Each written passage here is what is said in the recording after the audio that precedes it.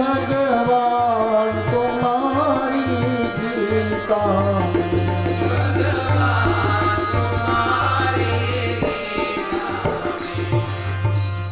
जाने क्या जादू भरा हुआ भगवान तुम्हारी गीता में। ભાગવતમાં કયું જાદુ હશે કે પરીક્ષિતને મૃત્યુનો ભય જતો રહ્યો? ગીતામાં કયો જાદુ હશે કે કાયર બનેલો અર્જુન શૂરવીર બની ગયો? આપણે બધા આવા પુસ્તકો ઘરમાં લાવીને મૂકી રાખીને આરતી ઉતારીએ છે, જય ગીતા માતા, જય ભાગવત ભગવાન. પુસ્તકસ્તદ્વયા વિદ્યા પરધન હિતે ગતમ ધનમ. પુસ્તકમાં રહેલું જ્ઞાન અને બીજાના હાથમાં ગયેલા રૂપિયા આપત્તિના સમયમાં કામમાં આવતા નથી. સરકાર એક નવું સંશોધન કરી રહ્યું છે. ચોપડીઓ લઈને પરીક્ષા આપવાની.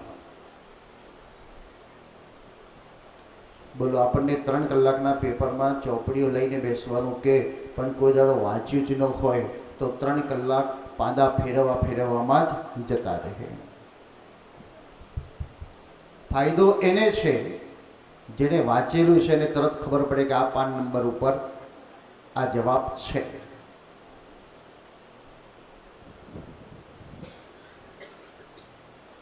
શાસ્ત્રોમાં બધું જ છે, પણ એનું આપણને જ્ઞાન નથી.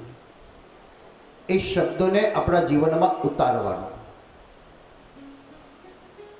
मुहुरहो रसिका भुवि भावुका पिबत भागवतं रसमालय. मुहुरहो रसिका भुवि भावुका. बस એને પ્રેમથી લીધા જ કરો, લીધા જ કરો. પાછો એક પ્રશ્ન થાય, ક્યાં સુધી લેવાનું હોય? તમે દવાખાને જાઓ એટલે ડૉક્ટરને પૂછો ને, સાહેબ દવા કેટલા દિવસ ખાવાની? એટલે ડૉક્ટર કે જ્યાં સુધી રોગ ન મટે ત્યાં સુધી દવા ખાવાની. તો શાસ્ત્રો પણ કહે છે જ્યાં સુધી એની અનુભૂતિ ન થાય ત્યાં સુધી એને શ્રવણ કરો, જીવનમાં ઉતારતા રહો, ઉતારતા રહો, જ્યાં સુધી પરમાત્માની સાથે એક ન થવાય.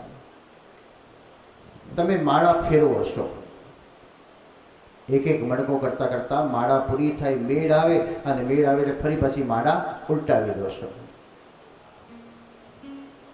ક્યાં સુધી ફેરવવાની? તો જ્યાં સુધી એની સાથે મેળ ન પડે ત્યાં સુધી ગુમાવતા રહો, ગુમાવતા રહો.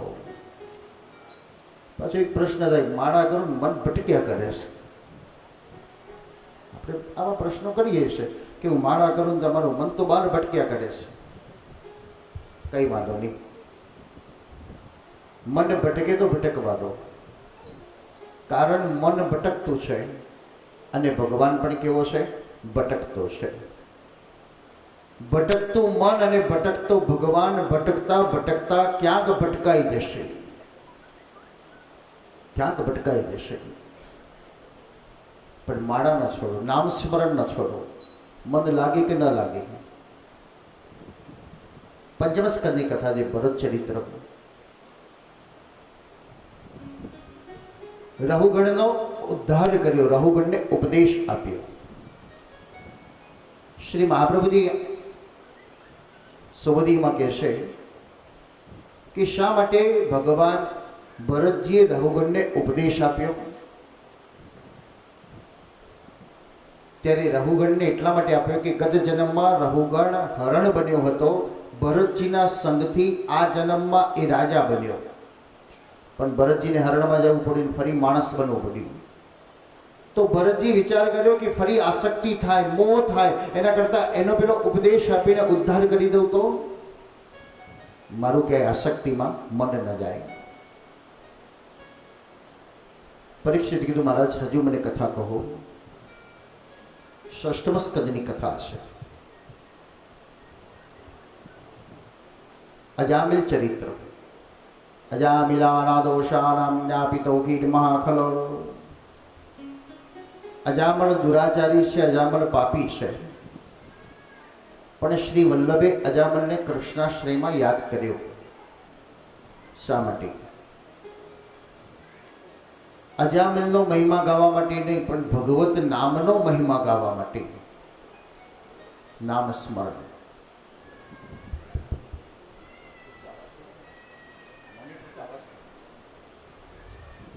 નામ સ્મરણ માટે. રામ શબ્દ, કૃષ્ણ શબ્દ નાનો છે પણ કેટલો મધુર છે. સંત કૃપા થઈ. કોના લીધે થઈ? હિરણ્યકશ્યપને ઘેર પ્રહલાદ જેવો પુત્ર થાય છે કોના લીધે? તો એની પત્નીની કૃપા. અજામલને ત્યાં ભગવાન પધાર્યા, અજામલને પરમ ગતિ મળી. એ કૃપા કોની થઈ? એની પત્નીની. સંસારમાં તેથી આપણે એક સહધર્મચારીણી કહીએ છીએ. પુરુષને સહધર્મચારીનો નથી કહ્યું, સ્ત્રીને કહ્યું સહધર્મચારીણી છે. બેઝિક ભાર સમાજમાં મૂક્યો કોની ઉપર? તો બહેનો ઉપર ભાર મૂક્યો. ઘરને સુશોભન રાખનાર કોણ? તો બહેનો. અને ઘરમાં બેન ન હોય તો ઘર ચારે બાજુ રમણ ભમણ હોય. જેમ ઘરને સુશોભિત કરીએ છીએ તેવી જ રીતે આપણા પરિવારના સભ્યોને પણ સુશોભિત કરવાનું કામ સ્ત્રીનું છે. ક્રાંતિ કરી શકે કોણ? તો તે સ્ત્રી કરી શકે છે. ઘરમાં પતિ પત્ની છોકરાઓ સાથે રહેતા હોય અને ઘરમાં વહુ આવે એટલે પત્ની પોતાના પતિને તરત ટકોર કરશે. હવે ઉઠવા બેસવામાં ધ્યાન રાખજો, હો, બોલવામાં પણ ધ્યાન રાખજો. કેમ 50 વર્ષથી રહું છું? ના, હવે ઘરમાં વહુ આવી. પરિવર્તન. તો સમાજની અંદર બેઝિક આધાર એ સ્ત્રી છે. અને તેથી એના નામ પણ બે આપ્યા, કલ્યાણકારી અને વિનાશકારી. ચાહે તો સંસારને સ્વર્ગ પણ બનાવી દેશે અને નહીં તો નરક પણ બનાવી દેશે. વિદ્વાન પિથ્યમ ધનુજા કુટુંબમ. ઘરમાં એક ભગવતી હોય તો આખા ઘરને તારી દે, અને એક દુર્જની હોય તો આખા ઘરને ડુબાડી પણ દે. અજામળ દુરાચારી છે, અજામળ પાપી છે, પણ અજામળની પત્ની સુલક્ષણા છે.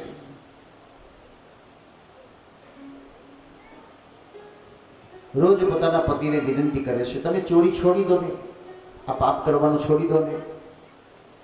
પણ અજામલ માનવા તૈયાર નથી.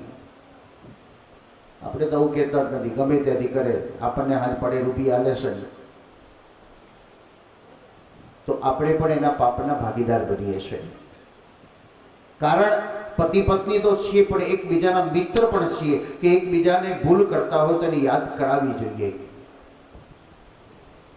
સુદામા ચરિત્રની કથા બતાવશે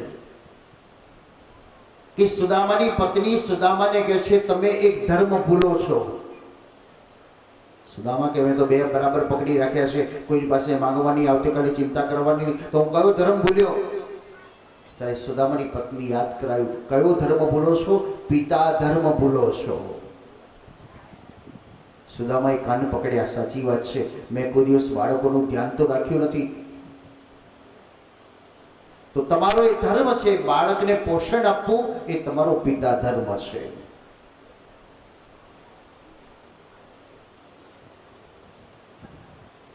અજામળની પત્ની ભગવદીય છે, પોતાના પતિને જાગૃત કરે છે, તમે ચોરી ન કરો, મારે નથી જોતી એટલા રૂપિયા.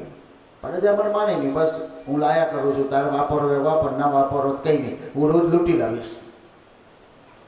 અજામળની પત્ની વિચાર કર્યો કે આ આવો ધંધો કરે તો હું પણ એક નવો ધંધો ચાલુ કરી દઉં, તો આ કચરો સાફ કરવાનો ધંધો.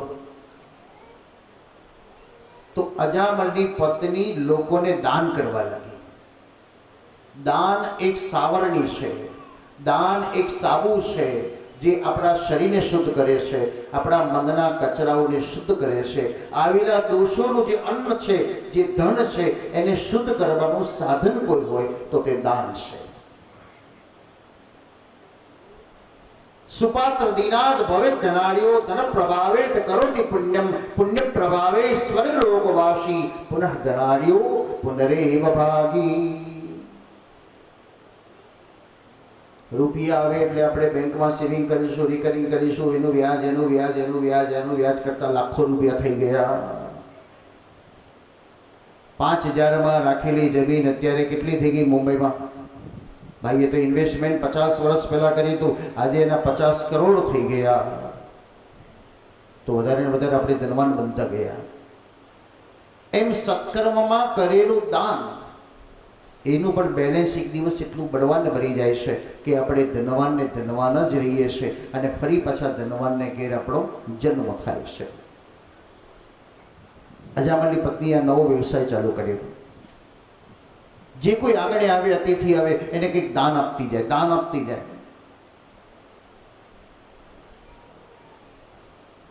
પુરુષ રૂપિયા કમાઈ જાણે છે અને બહેનો રૂપિયા ખર્ચી જાણે છે।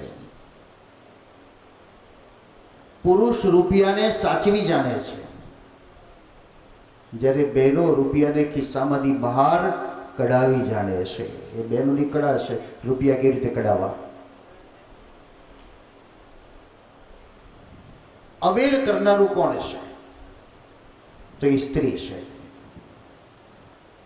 તમે બજારમાં 4 દુકાન ફર્યા છો, એ તમારી કંજૂસાઈ નથી, પણ તમે રૂપિયો બચાવ્યો એ તમારો અવેર છે। અને એ સંપત્તિનો તમે સત્કર્મમાં દાન કરો છો એ પણ તમારો અવેર છે। પોતાના માટે તો બધા જ કરવા તૈયાર છે, પણ જ્યારે બીજાના માટે તમે હાથ લાંબો કરો ત્યારે મહાન બની જાઓ છો। ભગવાન વામન શા માટે બન્યા?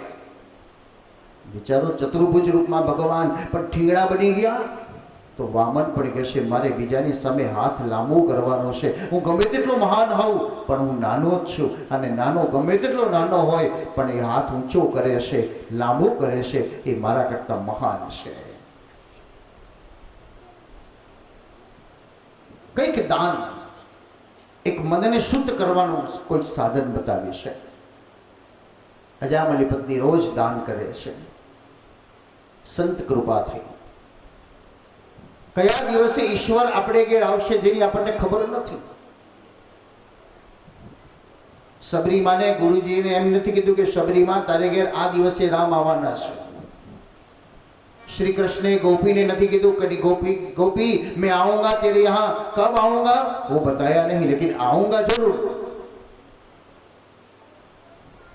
जब उद्धव व्रज में जाते हैं और जाकर कहते हैं गोपी मैं कृष्ण का संदेशा लेकर आई हूं, हंसती हुई गोपी कहती है संदेशा किसका होता है वो पता है आपको?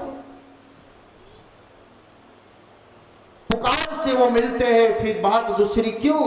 औधव जो प्यार है वो प्यार है, फिर बात दूसरी क्यों? हम इसका नाम का पुकार करते, हमारे सामने आकर खड़ा हो जाता है और आप कहते मैं कृष्ण का संदेशा लेकर आया हूं।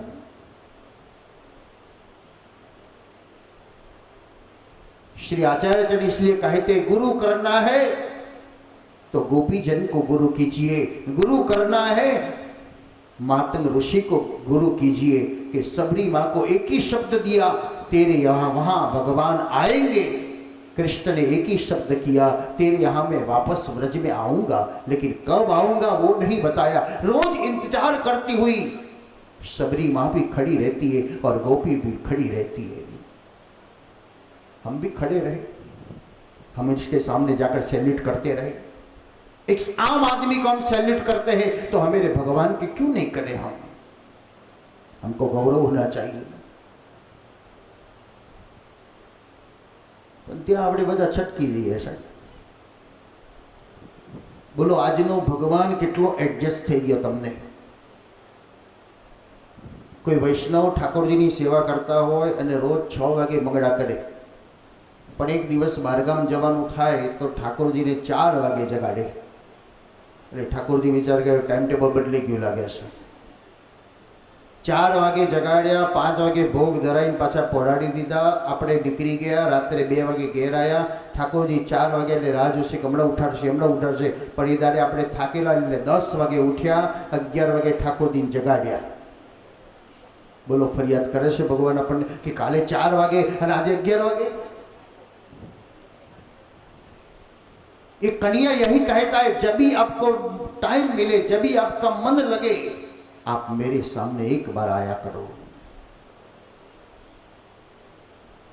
આપણે કોકને મળીએ તો સામે વાળાને કેટલો આનંદ થાય છે, આપણને કેટલો આનંદ થાય છે। એમ कन्या भी यही सोचता होगा, एक बार मुझे आकर देख जा, मेरे पास से कुछ ले जा तो, जो मेरी एनर्जी है।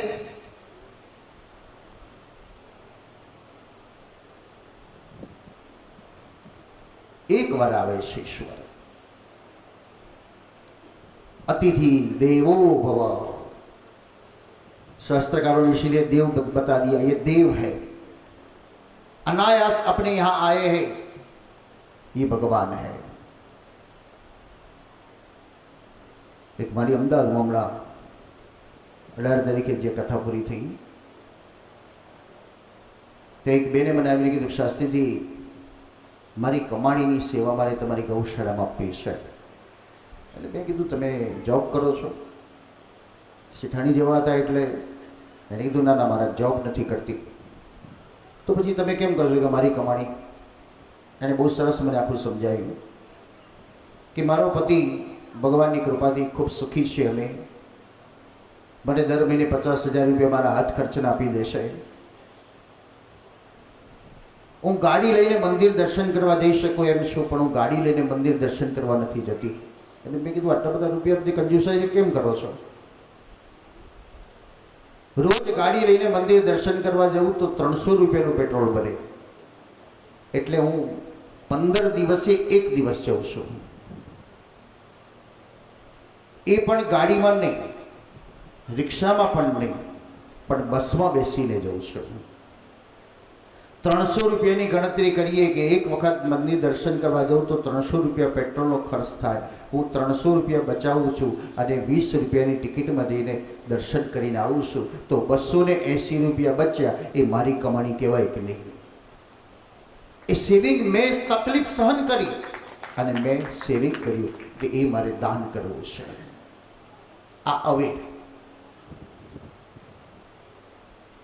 અજામણની પત્ની અવેર કરે છે।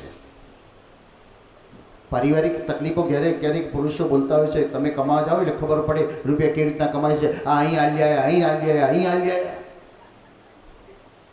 એ પણ એક ઇન્વેસ્ટમેન્ટ છે, ધર્મનું પણ એક ઇન્વેસ્ટમેન્ટ છે। અને ઓછી મૂડીમાં જાજો નફો કરાવનારો કોઈ બિઝનેસ હોય તો તે ધર્મનો બિઝનેસ છે। તમે 5 રૂપિયા ગોલખમાં મૂકો ને એની સામે સોદો કેટલાનો કરો છો? ભગવાન 5 કરોડનો ફાયદો થાય દયા કરજો, આવું બેનિફિટ આપનારું કોણ છે? તો પત્નીનું પુણ્યબળથી પુરુષ સુખી થાય છે। તમે જ્યોતિષની પાસે જજો, યુવાનો જ્યોતિષ પાસે જાય જે પૂછે મારા જોર મારો ભાગ્યોદય ક્યારે છે, અને જ્યોતિષ તરત કહેશે તારા લગ્નયોગ પછી ભાગ્યોદય છે, કારણ આવનાર વ્યક્તિનો સફળ તને મળશે તો તું સફળ થવા લાગીશ। એમ જીવનની અંદર પુરુષ તો કર્મ કરે છે, પણ સાથે સ્ત્રીનું પણ કર્મ એ પણ પરિવારને સુખ આપનારો નીવડે છે। અજામલી પત્ની દાન કરે છે, પણ સૌથી વધારે માણસ કંજૂસ ક્યાં બને છે? બોલો, કરકસર આપણે બધા ક્યાં કરીએ છીએ? હોટલમાં ગયા ને 10,000 બિલ થયું તો કોઈ ટેન્શન નહીં, કંઈ વાંધો નહીં, મહિનામાં એકવાર આવીએ છીએ। ફરવા ગયા ને લાખો રૂપિયા ખર્ચી નાખે, કાંઈ વાંધો નહીં, ઘેર જઈને 2 દાડા શાક નહીં બનાવીએ, કસર કરીશું, પણ લહેર કરી દો। પણ સૌથી વધારે માણસ ગણતરી કરતો હોય અને કંજૂસાઈ કરતો હોય તો તે દાનમાં। જ્યાં ઘણું મળવાનું છે ત્યાં આપણે કંજૂસાઈ કરીએ છીએ, અને જ્યાં કશું મળવાનું નથી ત્યાં આપણે લૂંટાવીએ છીએ। 5 લાખના ટેટા ફોડવામાં આપણને આનંદ આવી જાય, ધુમાડા નીકળી જાય, વાંધો નહીં, 5 લાખ વાપરી નાખો, પણ દાન કરવાનું હોય તો ત્યારે માણસ ઓછું, હજુ ઓછું, હજુ ઓછું, હજુ ઓછું, હજુ। એક રાજાને દુકાળ પડ્યો, राजा ने दुकाने पड़े એટલે ગામના લોકો બધા ભેગા થઈને કહેવા લાગ્યા, महाराज कुछ कीजिए, ये अकाल के वक्त में सब लोग मर रहे हैं। राजा ने सोचा क्या करूं, मेरे पास जो सोना चांदी का खजाने वो ले जाओ। गांव लोग कहने लगे, अरे महाराज सोना खाया नहीं जाता, चांदी खाया नहीं जाता, उनके लिए तो गेहूं चाहिए, दाने चाहिए। राजा कहने लगा मेरे पास वो तो नहीं है, अब क्या करूं बताइए आप। गांव में बुजुर्ग लोग थे, उन लोगों ने अपना अनुभव किया था, वो राजा को बताया महाराज मेरी एक मान्यता है कि गांव के जो आगेवान होते हैं वो भीख मांगे तो बरसात होती है, उसको भीख मांगे तो वर्षा आती है। राजा ने सोचा कोई बात नहीं, चलो ऐसा होता है तो मैं कल भीख मांगूंगा। कपड़ा बदल कर राजा दरवाजे पे खड़ा है। एक दूसरे गांव से एक पंडित अपने पास एक मुट्ठी चावल लेकर आया है कि घर घर जाऊंगा, दो दो चावल के दाना रखूंगा और सबके वहां से थोड़ा थोड़ा लेकर अपने घर जाऊंगा। ये सोचकर पंडित आए। राजा ने पंडित को देखा और बताया महाराज मुझे कुछ दान दीजिए। पंडित ने देखा इतना बड़ा बादशाह राजा है और मेरे सामने हाथ फैलाता है।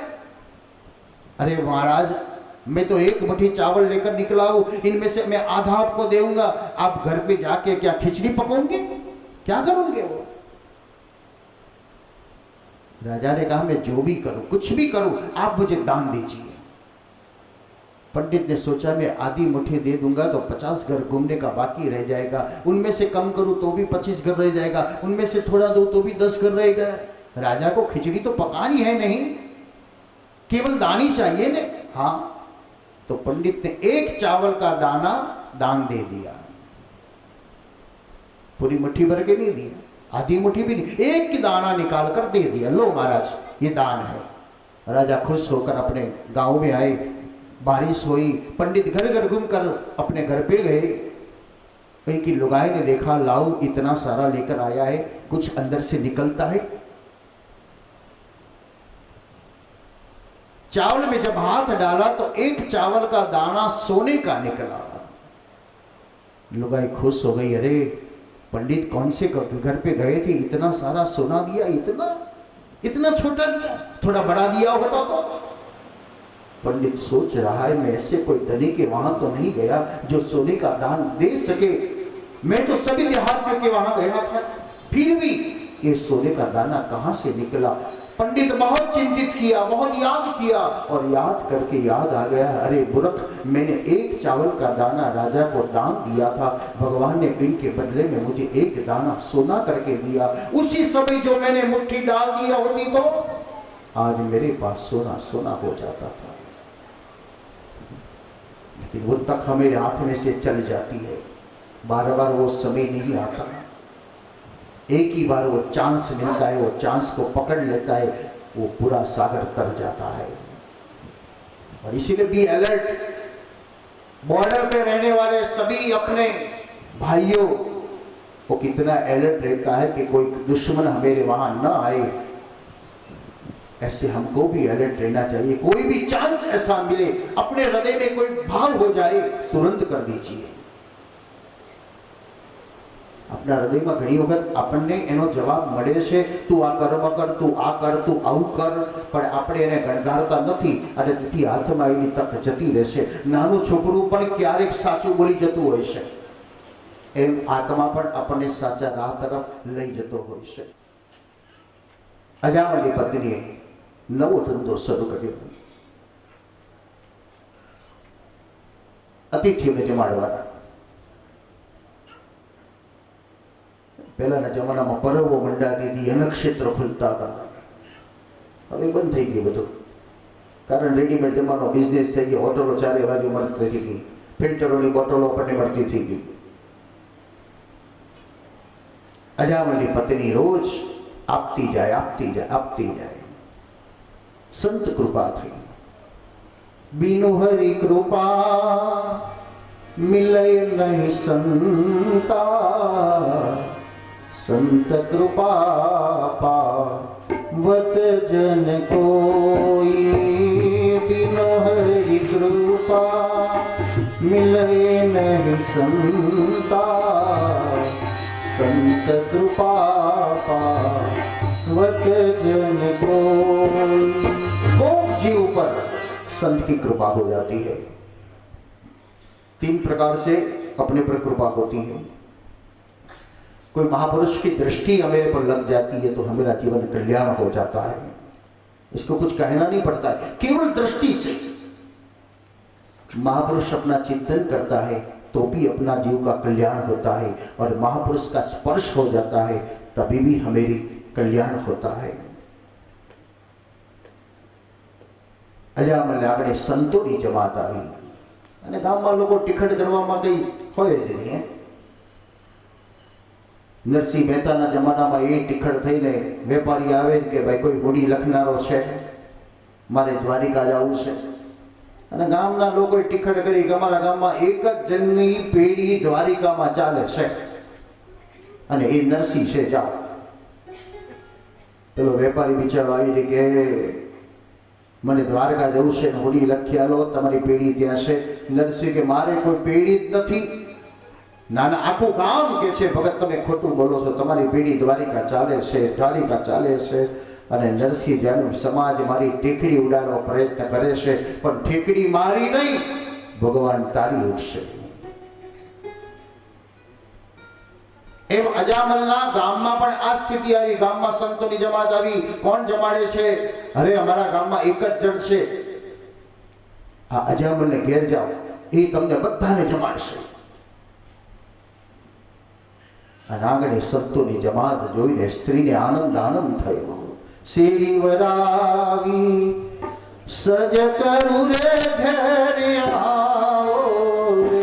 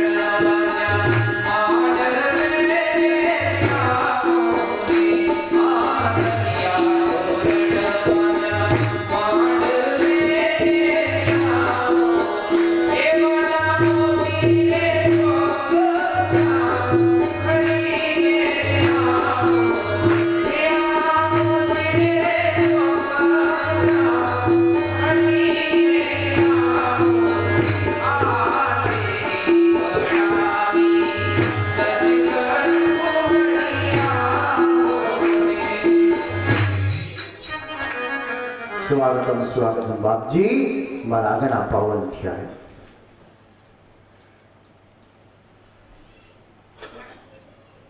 हीराना पथराने तमारा गळामां लटकावी दो, बोलो कोई खुश थाय तमने जोई। पण ए हीराने एरण पर चढ़ावीने पछी नानो हीरो पण तमारा गळामां लटकावो तो केवो चमके छे, कारण एरणमांथी पसार थयो छे। एकदम मानस ने सुख मળી જાય ને તો પચાવી શકતો નથી, દુઃખ મળી જાય તો પણ પચાવી શકતો નથી। માણસ સુખમાં પણ ગાંડો થઈ જાય અને દુઃખમાં પણ ગાંડો થઈ જાય છે। સુખને પણ પચાવવાની તાકાત જોઈએ અને દુઃખને પણ દૂર કરવાની તાકાત જોઈએ। અજામલની પત્નીએ સ્વાગત કર્યું, બાપજી પધારો પધારો, આજે મારા આંગણા પાવન થઈ ગયા। आटला बधा संतो आया, जल्दी जल्दी रसोई सिद्ध करे, पंगत बेसाड़ी ने